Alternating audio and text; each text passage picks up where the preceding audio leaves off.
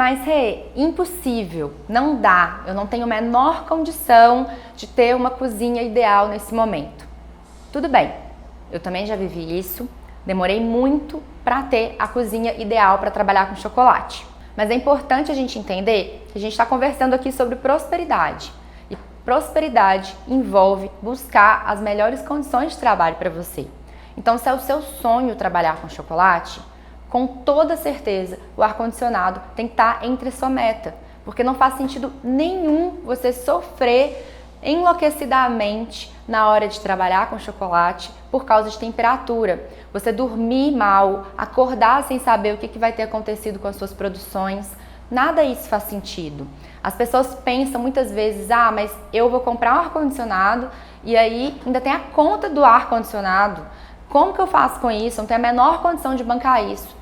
Eu te garanto que é muito mais barato a gente ter um ar-condicionado para a hora que a gente precisa do que você demorar horas e horas ou dias para executar uma produção que poderia ser tão fácil, tão rápida, tão simples de executar, mas você precisa de arrumar um horário para fazer isso. Se o dia estiver quente, você não consegue executar, você precisa de ir até o seu cliente explicar que não deu para fazer porque estava quente demais. Faz sentido? Então entender, eu acho que essa é uma mudança de chave que a gente tem que ter na nossa cabeça. Eu vejo, e aí eu falo isso com muito carinho, já tive a oportunidade de estudar em outros países. E quando eu vou numa aula, a oportunidade de trabalhar com alguém que dá aula em outros países, não existe essa conversa que a gente está tendo aqui. É óbvio que você tem uma cozinha ideal para trabalhar com chocolate. Isso é o pré-requisito. Então, a gente está tendo essa conversa para mudar um pouco a mentalidade, porque eu fico assim, gente, e eu falo de mim também, demorei muito para ter um ar-condicionado, mas ninguém teve essa conversa aqui comigo sobre a importância dele, Então, assim, não estou sendo paga adoraria o patrocínio da empresa do ar-condicionado, alguém me ouça e me patrocine, mas não estou sendo patrocinada.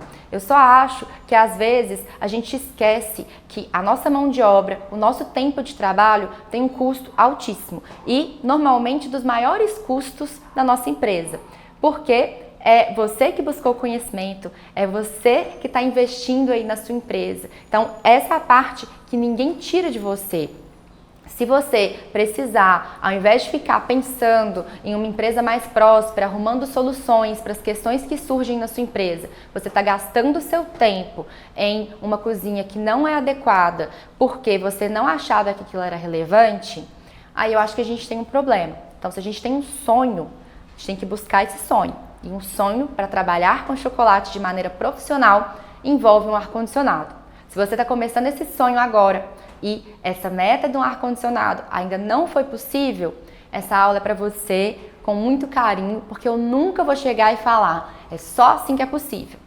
Eu entendo os perrengues da vida, principalmente porque já passei por vários deles, e aí eu vou te passar maneiras de sobreviver e de seguir e de capitalizar para a gente poder ir conquistando a nossa meta um a um.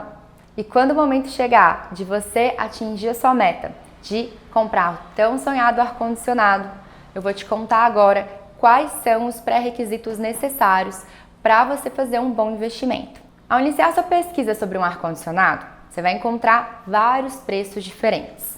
E é muito importante você buscar por um sistema chamado inverter. Investir num ar-condicionado inverter vai te trazer uma economia de energia de até 60%. Então, às vezes, a diferença de preço de um ar-condicionado que não é inverter é muito significativa com um que seja inverter. Mas, a longo prazo, a economia de energia é enorme. Eu acho que essa ideia, inclusive, do ar-condicionado puxar muita energia está atrelada a esse ar-condicionado antigo, que puxava demais. Hoje eu consigo diluir o custo desse ar-condicionado no meu dia a dia. Então, primeiro ponto, buscar por um ar-condicionado que seja inverter. Outro ponto importante é decidir onde esse ar-condicionado vai ficar. Mas não é óbvio? Só pôr na cozinha? Não necessariamente. Você pode escolher, por exemplo, ter um ar-condicionado num estoque, ao invés de ter ele na cozinha. Se você trabalha com bolo, por exemplo, com forno muitas vezes, trabalha com algo que aqueça demais, ter um espacinho menor e refrigerado pode ser uma ótima solução para o seu trabalho. Aqui no ateliê eu deixo o ar-condicionado desligado da cozinha, mas eu tenho um quartinho em que eu mantenho os meus produtos o tempo inteiro com o ar-condicionado ligado. Essa é uma necessidade para você? Não necessariamente. A gente vai sempre avaliar o melhor caminho para trabalhar na sua produção. Assim que você decidir aonde que esse ar-condicionado vai ficar, o próximo passo é fazer o cálculo da metragem quadrada desse ambiente. É a partir desse cálculo que a gente descobre qual a potência do ar-condicionado que a gente tem que comprar. Isso é definido através da sigla BTUs. Existe uma tabela em que você consegue comparar a quantidade de BTUs do ar-condicionado e a metragem quadrada do ambiente. Agora, se o seu ambiente estiver ali no limite, quase na transição de BTUs, o que eu te indico é, ao invés de pensar, eu vou economizar, porque um ar-condicionado menos potente, ele é mais barato. Só que para ele deixar refrigerado, para ele deixar a temperatura ideal naquele ambiente, ele vai ter que fazer muito esforço. E isso é um gasto maior de energia. Então vale mais a pena, caso a metragem do seu cômodo esteja no limite, comprar o ar com os BTUs maiores, com uma maior quantidade de BTUs, para que você tenha um bom resfriamento e também não gaste tanta energia. Uma pergunta que surge muito frequentemente é a diferença entre o ar-condicionado de parede ou de teto e o ar-condicionado portátil. Particularmente, eu nunca tive um ar-condicionado portátil, eu não posso te dar um feedback a partir de uma pessoa que já teve essa experiência, mas eu já pesquisei a respeito. E eu entendo que às vezes existem limitações. O seu prédio não permite a instalação de um ar-condicionado, você está de mudança, tudo bem. Nesse caso, eu indico um ar-condicionado portátil. Ele não tem a mesma potência, a mesma eficiência de um ar-condicionado de parede, mas ele é melhor do que nada. Então ele vai te ajudar. Conheço pessoas que fazem a Páscoa utilizando o ar-condicionado portátil. É só uma questão de investimento. Nesse momento, o investimento que você pode fazer, ótimo, melhor do que não ter. Agora, você já está com os planos de ter um ar-condicionado e de ter uma cozinha tranquila, eu investiria um pouquinho mais no ar-condicionado de parede. Outra confusão que as pessoas fazem frequentemente é entre o ar-condicionado portátil e o climatizador. Recebo demais essa pergunta. Eu posso usar um climatizador?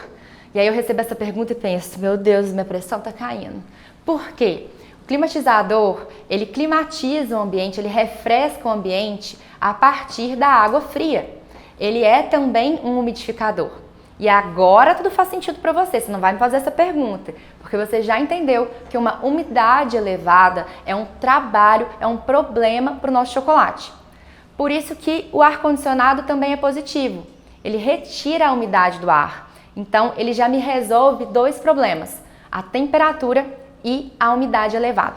Depois de decidir o tipo de ar-condicionado que você quer, entender qual é a potência que você precisa para o seu ambiente, o próximo passo é entender qual marca você vai adquirir. E aí, eu não estou aqui para fazer propaganda de marca nenhuma. O que eu indico e o que eu faço sempre que eu preciso de comprar um ar-condicionado é dar uma olhadinha no Google, pesquisar reviews de marca daquele ano. Então, faz essa pesquisa, vão ter vários tutoriais com os prós e contras de cada marca e aí você vai escolher o melhor custo-benefício para você. Dito tudo isso, é importante a gente pensar quais são as suas metas de vida.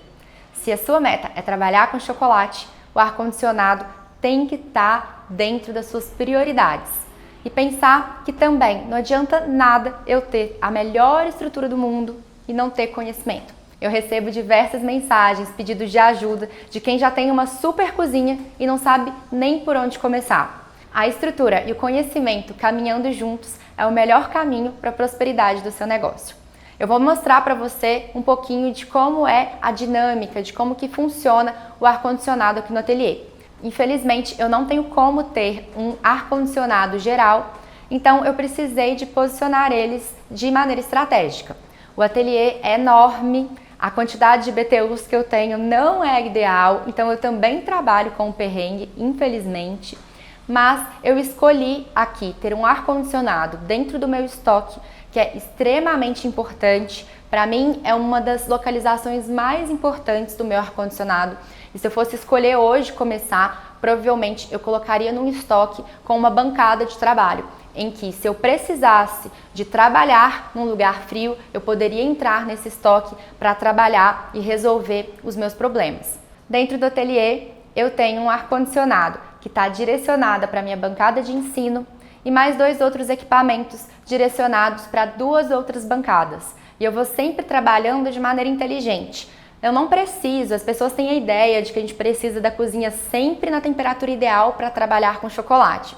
Mas se eu tiver, às vezes, recheando um bombom, se eu tiver, às vezes, com chocolate já pré-cristalizado e tá frio demais e eu quero manter esse chocolate numa temperatura ideal, eu não preciso da cozinha super fria. Entender, ter conhecimento, faz com que eu tome as decisões corretas de saber a hora que eu preciso de uma cozinha entre 18 e 21 graus e a hora que eu preciso de uma cozinha um pouquinho mais quente. O propósito dessa nossa conversa não é te deixar ansiosa, não é te deixar ansioso, é entender a realidade dos processos. Então, como professora, eu não posso chegar para você e falar e te propor um milagre. A ideia desse nosso encontro é pensar em trabalhar com chocolate de maneira possível. E mais pra frente eu vou sugerir soluções, gambiarras, a partir de todos os perrengues que eu já vivi e compartilhando com vocês coisas que, se tivessem me falado antes, eu teria tido uma vida muito mais fácil na chocolataria. Voltando então para os nossos inimigos do brilho, vamos falar um pouquinho sobre a umidade. Já falamos que o ideal é entre 45% e 60% de umidade, e se a sua realidade é muito distante dessa, talvez seja interessante investir sim num desumidificador. Aqui no ateliê eu não tenho, porque a umidade de Belo Horizonte normalmente é mais baixa do que essa. O ar-condicionado e o desumidificador vão te ajudar muito no trabalho com chocolate. Mas caso essa não seja a sua realidade, o que eu te indico é escolher um momento ideal para trabalhar com chocolate, um momento ideal para entrar na cozinha, na hora em que a temperatura esteja um pouquinho mais fresca. Isso envolve muitas vezes entrar na cozinha às 7 horas da noite. É a vida. Eu já fiz isso, acho que a maioria de vocês que trabalham com chocolate também já fizeram isso. São escolhas e esse é um caminho a ser traçado para uma meta maior.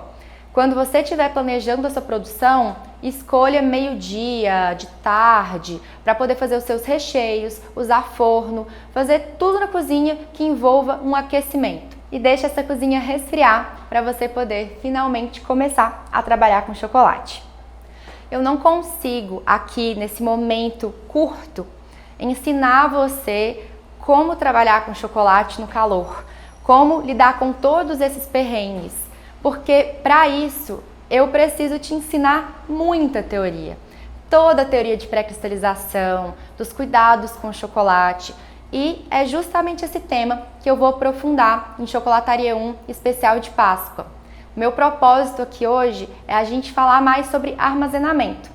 Na produção, nos perrengues da produção, a gente precisa de mergulhar muito mais no conhecimento e eu vou adorar ter você comigo nessa jornada.